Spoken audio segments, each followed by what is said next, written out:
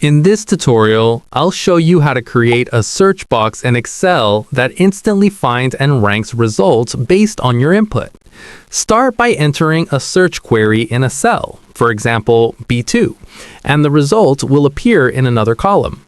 First, select the cell where you want to calculate search positions and insert the search function with an absolute reference to your input cell. This function finds the position of your search text within the data. Double-click the lower right corner of the cell to copy the formula down the column. The search function is case insensitive and helps rank results based on where the search term appears. Next, to make sure each result is unique, combine the search function with the row function and if error.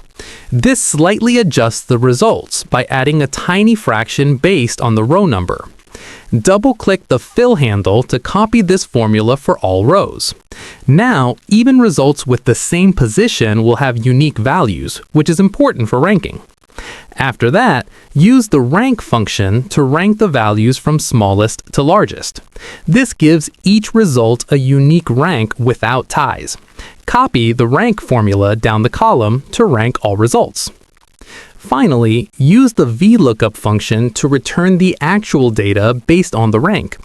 Copy the VLOOKUP formula down to list all matching results in order. To clean up the sheet, change the text color of helper columns to white and hide them so only the final search results are visible. Now you have a fully functional search box in Excel. Type any query into the search cell and the results will automatically update. Try it out. And if you found this helpful, like the video and subscribe for more Excel tips.